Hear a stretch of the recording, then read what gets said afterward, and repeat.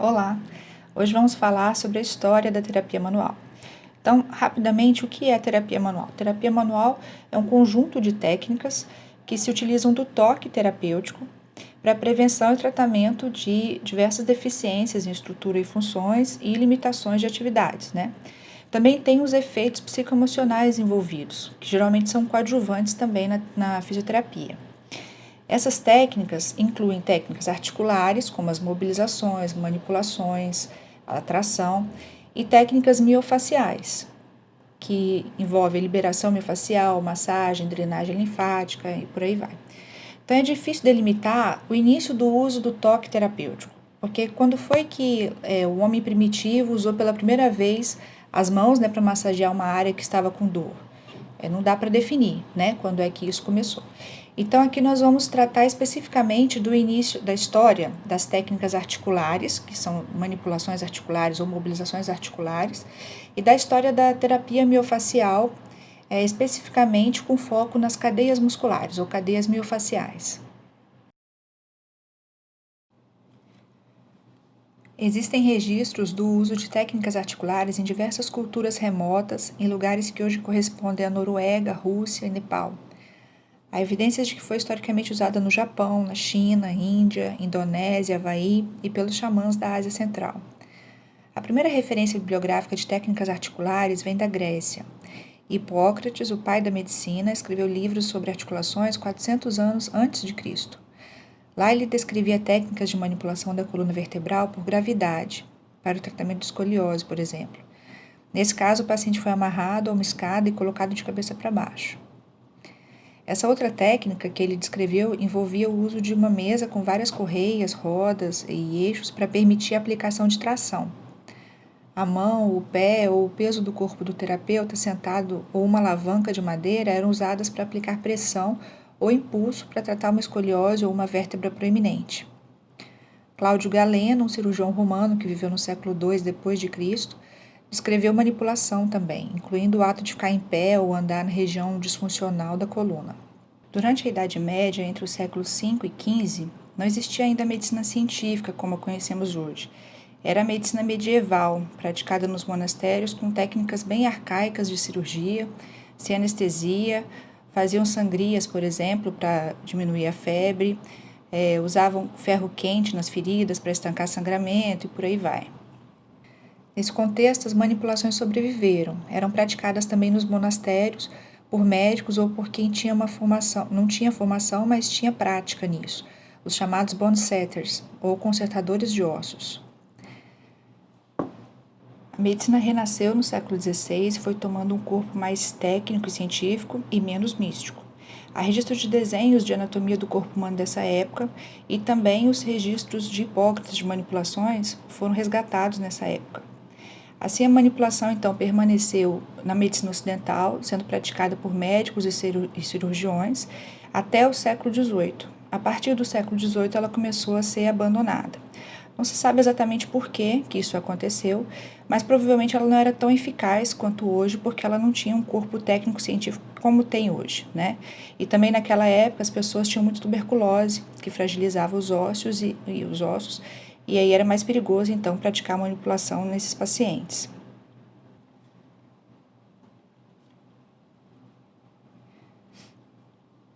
Então, a manipulação tendeu mais uma vez a se tornar domínio dos curandeiros e bone setters.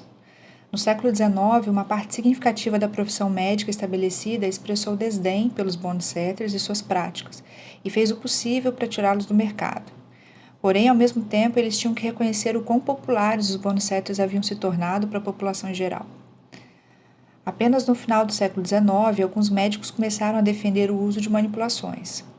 Wharton Wood foi um médico que recebeu orientação de um bone setter e aplicava a técnica em seus pacientes, defendendo que ela era benéfica e segura. Em 1871, ele publicou um manual técnico de manipulação na revista Lancet. Um pouco mais tarde, em 1882, Robert Jones, fundador do British Orthopaedics, escreveu: "Devemos corrigir nossos caminhos ao invés de abusar do desqualificado." O sucesso dramático em suas mãos deve levar-nos a perguntar sobre a razão. Não é sábio ficar denunciando seus erros, pois não podemos esconder o fato de que seus sucessos são os nossos fracassos. É nesse ponto, no final do século XIX, que surgem duas importantes vertentes na terapia manual, a quiropraxia e a osteopatia. E foi a partir dessas duas que a terapia manual foi formalizada, porque essas duas linhas construíram teorias de como a terapia manual funciona, com base na anatomia e com base na biomecânica humana. Então, vamos começar falando da osteopatia. O americano Dr. Andrew Taylor Still foi o fundador da osteopatia. Apesar de ser médico, ele criticava abertamente a profissão médica e seus métodos. A sua frustração veio especialmente depois que 3 filhos morreram, possivelmente por meningite, e a medicina da época não foi capaz de curar isso. Quando jovem, Still sofria de cefaleias crônicas. Aí um dia ele teve a ideia de usar um balanço de corda no quintal dele, pendurado num carvalho.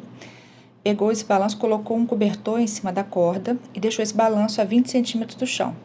Aí deitou no chão e apoiou a cabeça no balanço como se fosse um travesseiro e dormiu ali. Quando ele acordou, percebeu que já não tinha mais dor de cabeça. A cefaleia havia sumido. Então ele percebeu que, ao tratar suas próprias dores de cabeça, ele estava fazendo algo para alterar as relações estruturais de seu corpo. E de alguma forma isso melhorava o funcionamento do corpo. Usando essa e outras experiências, a partir de 1875, ele começou lentamente a conceber uma teoria segundo a qual a saúde só poderia ser mantida e, portanto, derrotada a doença, mantendo a função normal do sistema musculoesquelético. Ao contrário de outros médicos da sua época, Still acreditava que a manipulação poderia curar doenças, e a sua abordagem sem medicamentos e cirurgias para o tratamento da doença rapidamente ganhou aceitação entre o público em geral. Como ele não conseguia atender um número crescente de pacientes que buscavam, decidiu treinar outras pessoas para ajudá-lo no seu trabalho. Em 1892, ele fundou o American Osteopathic College em Kirksville, Missouri, inicialmente numa pequena construção de 2 cômodos, mas após alguns anos, a escola passou a ser sediada num prédio maior. Essa foi a primeira turma formada.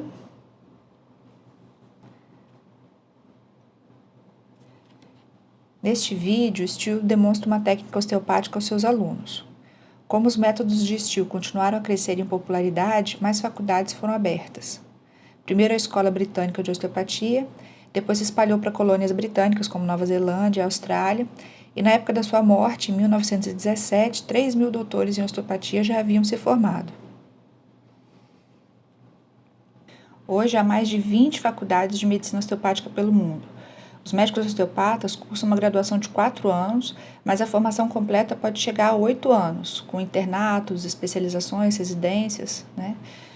O médico osteopata também é chamado de osteopata DO, doutor em osteopatia. Ele prescreve medicamentos, faz cirurgias, mas ele tem uma abordagem mais holística que a medicina convencional, que o médico tradicional. Não osteopata, né? No Brasil, existem alguns cursos de formação em osteopatia, mas a profissão ainda não foi regulamentada aqui no país. Esses profissionais são registrados no Registro Brasileiro dos Osteopatas, desde que tenham um diploma de osteopata DO internacional ou um diploma emitido por instituição brasileira que atenda os critérios de carga horária mínima e defesa de tese aprovada por júri internacional composto por osteopatas DO. Em 2013, a ocupação, não a profissão, a ocupação osteopata foi classificada na Classificação Brasileira de Ocupações, sob o número 2261, dígito 10. Para o exercício da ocupação de osteopata, é exigida a formação osteopática, segundo os modelos de formação sistematizados pela OMS, para profissionais com diploma de graduação prévia em medicina ou fisioterapia ou graduação específica em osteopatia. É aqui que a osteopatia entra na fisioterapia brasileira, então. Em 2001, por meio da Resolução 220, o COFITO reconheceu a osteopatia como especialidade do profissional fisioterapeuta. Para ser especialista, o fisioterapeuta precisa ter cursado uma formação em osteopatia de no mínimo 1.000 horas presenciais e 500 horas em atividades práticas supervisionadas, e integralizar isso em no mínimo 2 anos. Assim, recebem o título de especialistas em osteopatia e são classificados na CBO com código 2236, dígito 40, como fisioterapeuta ou osteopata. Nós vamos falar agora sobre os princípios da osteopatia. Existem 4 princípios fundamentais. O primeiro deles é a unidade do corpo. A pessoa é um ser integrado de corpo, mente e espírito. Nenhuma parte do corpo funciona de forma independente. Alterações em qualquer parte do sistema, incluindo a saúde mental e espiritual de um indivíduo, afetam a função do corpo como um todo e todas as outras partes dele. O segundo princípio é a autocura.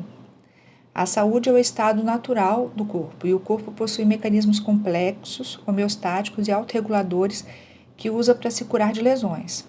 Quando uma parte do corpo está funcionando de forma inadequada, outras partes saem do seu estado natural de saúde para compensar a disfunção. Durante esse processo compensatório, no entanto, novas disfunções podem surgir.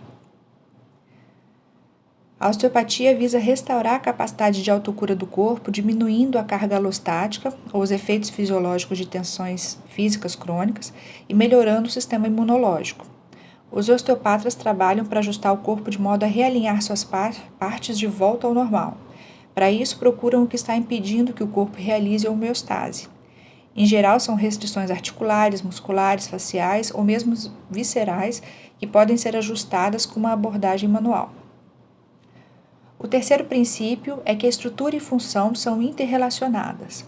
A estrutura de uma parte do corpo governa a sua função e, portanto, a estrutura anormal se manifesta como disfunção e a função também governa a estrutura.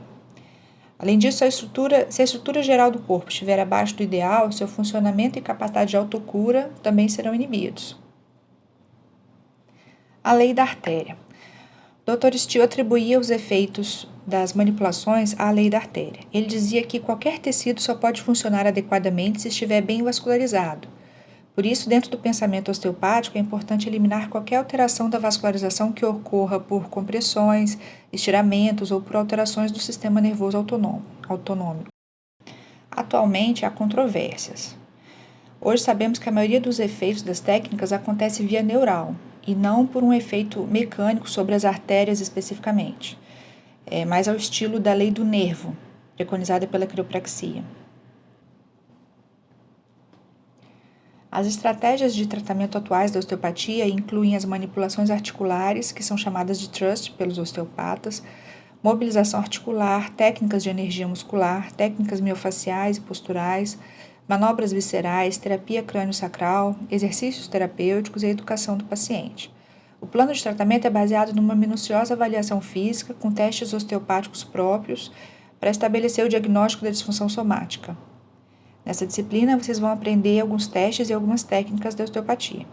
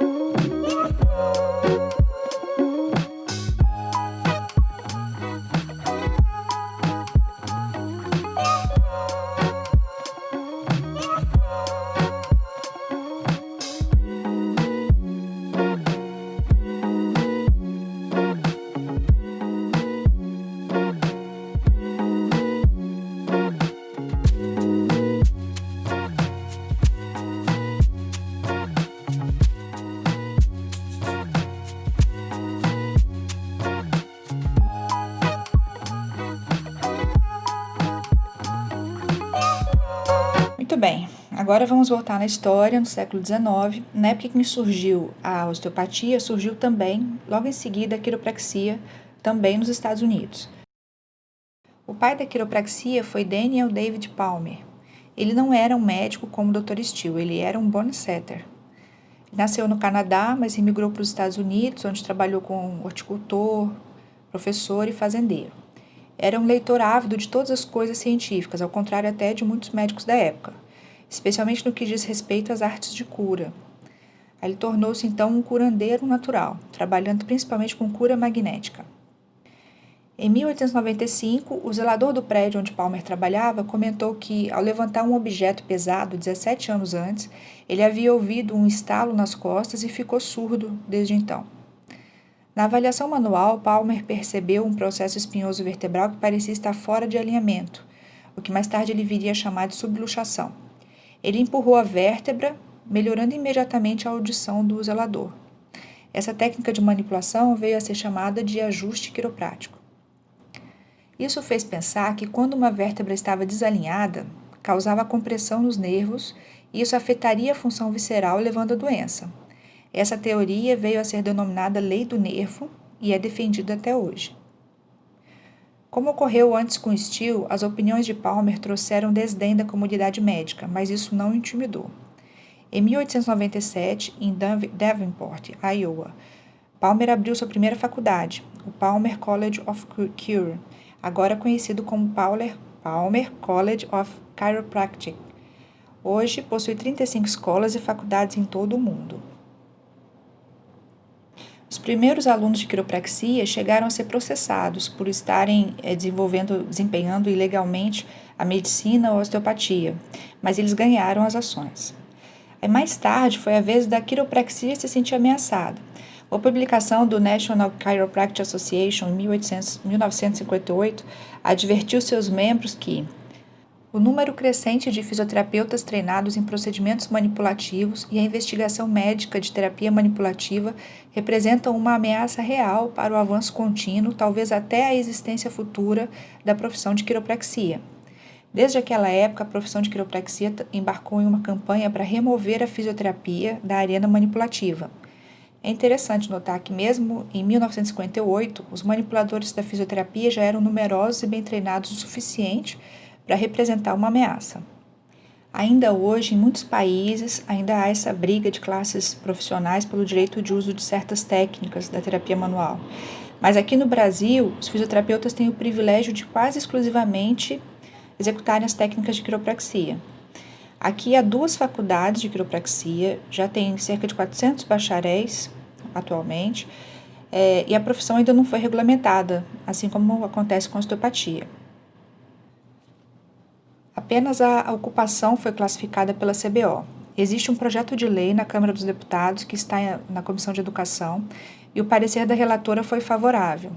Ainda precisa passar por outras comissões, mas se aprovado, como está o texto hoje, deve restringir o exercício da quiropraxia a profissionais fisioterapeutas que comprovadamente tenham exercido a atividade por pelo menos 10 anos antes da promulgação da lei e que sejam aprovados em exames de proficiência. Enquanto essa regulamentação não vem, permanece o direito do fisioterapeuta de se especializar em quiropraxia. Desde 2001, o COFITO reconheceu a especialidade por meio da Resolução 220. Hoje, para ser especialista em fisioterapia em quiropraxia, os critérios são os mesmos da osteopatia, 1.500 horas de formação e no mínimo 2 anos. A quiropraxia tem métodos próprios de avaliação e tratamento, que foram sendo incorporados ao longo das décadas, como o método Thompson, Gonstead, Logan, Atlas ortogonal e a quiropraxia instrumental com o método Activator.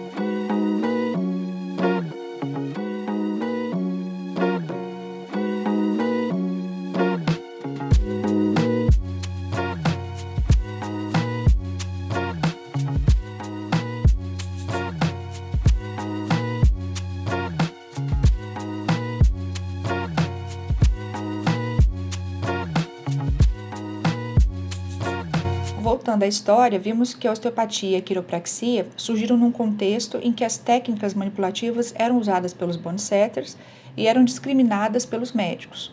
Agora nós vamos ver como essas técnicas retornaram para a medicina no início do século XX e entraram para a fisioterapia também nessa mesma época. Isso se iniciou na Grã-Bretanha. Entre 1912 e 1935, o médico James Meynell dava palestras sobre massagem terapêutica na escola de treinamento do Hospital St. Thomas. Ajudando em seus cursos estava um fisioterapeuta, que mais tarde também veio a ser médico, chamado Edgar Sirix. Sirix também estudou, praticou e escreveu sobre a terapia manipulativa. Nesse mesmo hospital, a manipulação era ensinada a estudantes de fisioterapia desde 1916, primeiro por Meynell, depois por Sirix. James Meynell detalhou claramente como os sintomas de origem da coluna torácica imitavam de perto os sintomas orgânicos, viscerais. Ele não compactuava com o pensamento que o alívio da dor por meio da manipulação significava a cura de uma doença orgânica. Para ele não era isso. Ele defendeu que o uso da manipulação deveria acontecer somente após um exame completo, com um diagnóstico diferencial bem estabelecido entre um problema visceral, orgânico, e um problema realmente da coluna vertebral. Essa ênfase no diagnóstico diferencial influenciou Sirix e também o seu próprio filho, John Macmillan Meynell. Como seu pai antes dele, John Meynell começou a tentar educar o maior número possível de médicos na arte e na ciência da terapia manipulativa da coluna com base ortopédica. Seu zelo profissional, no entanto, não se limitou aos médicos. Como fundador da Academia Norte-Americana de Medicina Manipulativa, ele fez campanha com sucesso para permitir a admissão de médicos osteopatas na academia em 1977. John Meynell nunca se limitou aos médicos, mas também participou da formação de fisioterapeutas importantes da terapia manual, como Maitland. Outra pessoa importante na introdução das técnicas articulares aos fisioterapeutas foi o médico escocês Martin Littlejohn, que foi aluno de Steele nos Estados Unidos. Ele retornou à Grã-Bretanha e fundou o British College of Osteopathy, em Londres, em 1917. Lá ensinava seus colegas médicos e fisioterapeutas a manipulação da coluna vertebral e trocava experiências também com Meynell e Sirix. Sirix acreditava que os fisioterapeutas eram os profissionais mais aptos a aprenderem as técnicas de manipulação, por causa dos seus estreitos laços educacionais e clínicos com a medicina e por causa da formação do fisioterapeuta mesmo, que dava um arcabouço teórico próprio para executar as técnicas de manipulação.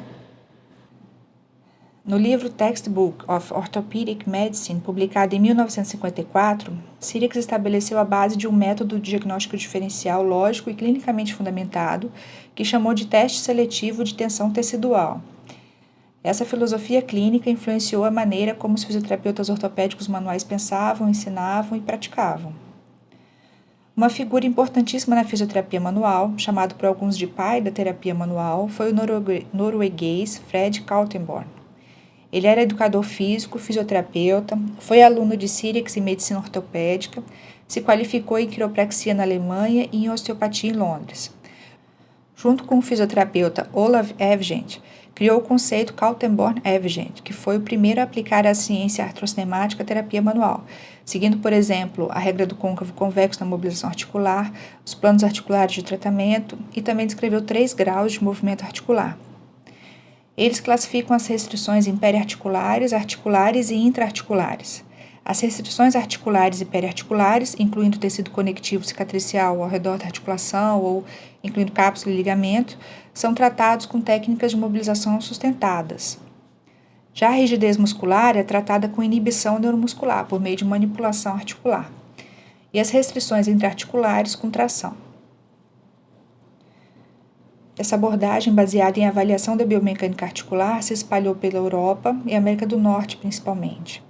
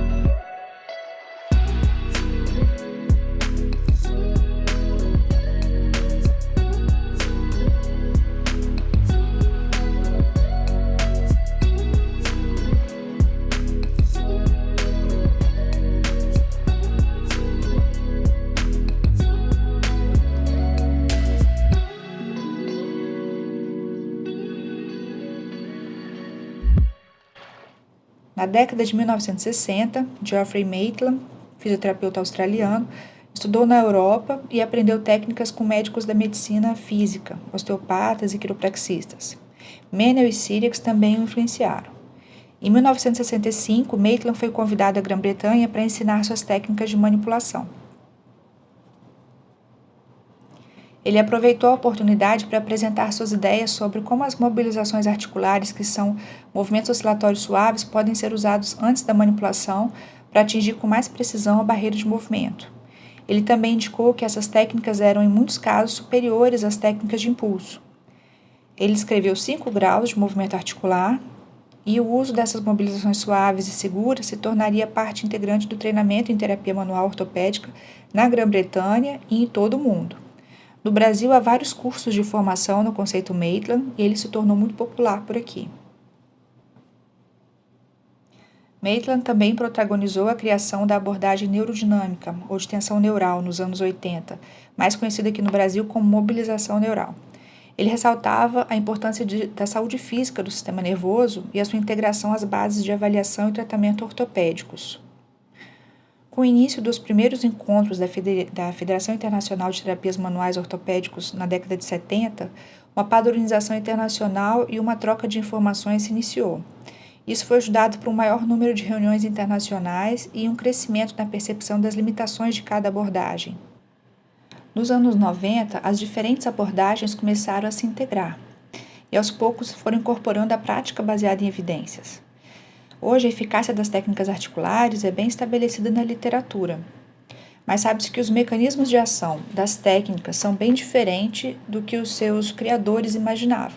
Eles usavam geralmente um modelo biomecânico para explicar os efeitos das técnicas, mas hoje já se sabe que a explicação é neurofisiológica.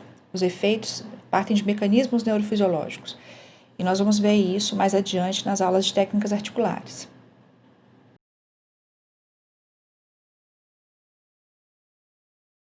É difícil dizer quando exatamente as técnicas miofaciais surgiram, pois podemos considerar que a massoterapia é uma dessas técnicas, que o alvo também é o tecido miofacial, né?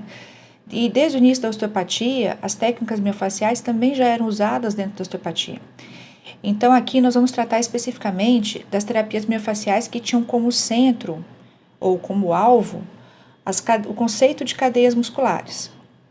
E esse conceito de cadeias musculares surgiu de uma forma concomitante nos Estados Unidos e na Europa na segunda metade do século XX. Na Europa, a precursora foi a Françoise Mézières, uma fisioterapeuta francesa. Ela foi a primeira a descrever o conceito de cadeias musculares, que definiu como um conjunto de músculos poliarticulares e de mesma direção que se sucedem um ao outro ao se estenderem como telhas. Quando atendia uma paciente com hipercifose torácica, percebeu que, ao corrigir a coluna torácica, a coluna lombar entrava em hiperlordose. Quando corrigia a hiperlordose lombar, a cervical acentuava sua lordose. A partir desse caso e da observação de outros casos, teorizou sua primeira lei. Os vários músculos posteriores comportam-se como um único e mesmo músculo.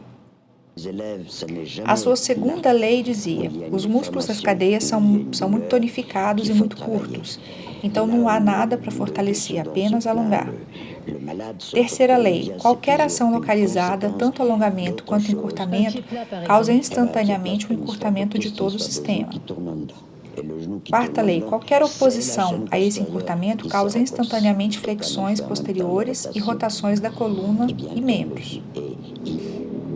Quinta lei: a rotação dos membros devido à hipertonicidade das cadeias sempre ocorre internamente. Sexta lei: qualquer disfunção ou dor gera bloqueio durante a inspiração. Os pacientes vinham de muito longe para serem tratados pela Madame Mézières e muitos fisioterapeutas começaram a procurá-la para aprenderem o método. Uma de suas alunas, a criadora da antiginástica Thérèse Bertherat, na década de 70, escreveu um livro dedicando um capítulo inteiro ao trabalho de Mézières. Esse livro fez muito sucesso em todo o mundo e assim o método de Mézières ficou famoso.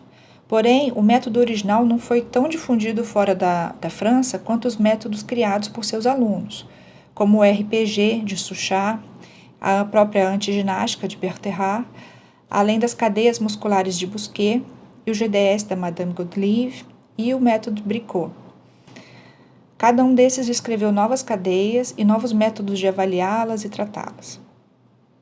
Bom, esse foi o início da terapia miofascial europeia, baseada em cadeias. Agora, do outro lado do mundo, nos Estados Unidos, na década de 1940, Ida Rolf era uma doutora em bioquímica que tratava pacientes com yoga. Quando o paciente não conseguia atingir a postura, ela mesma alongava com as mãos o tecido miofascial. Mais tarde, estudou e trabalhou com vários osteopatas e incorporou ao seu método as ideias de Still sobre a unidade do corpo e essa integração por meio do tecido facial. Também estudou a psicoterapêutica de Haidt, que explica como as emoções geram encouraçamento muscular e determinam a postura corporal. E assim compôs seu método de integração estrutural, hoje popularizado como Rolfing. What you see is part of an hour in so-called structural integration. Structural integration is a technique which aims at organizing, at ordering a body, at bringing muscles back into the place where they belong in terms of their theoretical order. The young man whom you see working is Bob Hines, a practitioner in structural integration, sometimes called Rolfing from the fact that it was developed by Ida P. Rolf, namely myself. This young lady is a model in a class in Miami and actually sent to us by a children's clinic. She's only about 17 years old, perhaps. And you see here how the contour of her back and the contour of her abdomen show the fact, display the fact, that her lumbar structure is much too far anterior. As a result, she's compensating with these buttocks much too far back. Whereas at the end of 10 hours, so much of this has changed. The lumbar structure has come back. Because the lumbar structure comes back, the hip structure drops, and that buttock structure becomes much more normalized. Her neck begins to sit up on her spine, over the spine, supported by the underlying spine. Here you have the neck structure, and it makes you suspect that it's breaking. There seems to be no support below it.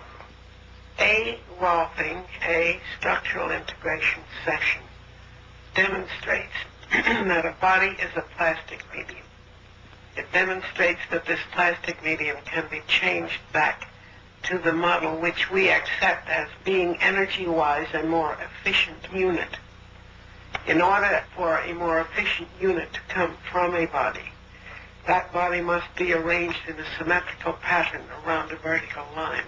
You have to deal with the body as an aggregate of blocks. You have to change the positioning of the blocks so that the center of gravity in one is virtually above the center of gravity in another. Most people think of bodies as being collections of muscles. Rolfers don't see it that way. All muscles are wrapped in a tissue which is named fascia. And for those of you who don't understand this word fascia, let me suggest that you think of an orange that you cut across the equator, and you see it and then divide it into many segments. Now, the divisions between the segments correspond to the divisions in animal tissue that we call fascia. Serious traumatic episodes also leave their mark, and later in life, a person goes to a psychotherapist of some sort, expecting to get those dug out. But actually, those very serious traumatic episodes are anchored literally in the flesh of the body. And until the flesh of the body is freed so that it can move appropriately to the pattern, the traumatic episode cannot really be erased from that body, forgotten. It's not possible. For example, I remember a young man who, after not 10 but 20 hours of work in Rolfing, was still showing such a peculiar pattern around his chin and throat. And I started working on him, and he burst into tears, and he begged me to stop. He could smell the water, he could taste the water. And actually what he was tasting and smelling was the reliving of an episode in which, as a 3 or 4-year-old child, he had literally drowned, been fished out of the lake, given respiratory assistance and so forth, and eventually brought around again. But the child actually had apparently died at that point. And now, he's now 40 years old instead of 4 years old, and he's reliving this episode and tasting the water as it's pumped out from those lungs. Seu sucesso em vários casos e, posteriormente, alguns livros publicados deram popularidade ao Rolfing. A partir dele e do crescente interesse do meio acadêmico pela fáscia no início dos anos 2000, um novo conceito surgiu, o de trilhos anatômicos, de Thomas Myers, que veremos em detalhes nessa disciplina. Bom, gente, esse foi um resumo da história das técnicas de terapia manual e uma apresentação de alguns dos métodos mais conhecidos. Ao longo da disciplina, nós vamos estudar algumas delas em mais profundidade e também na prática. Eu tenho certeza que vocês vão gostar muito. Até a próxima aula!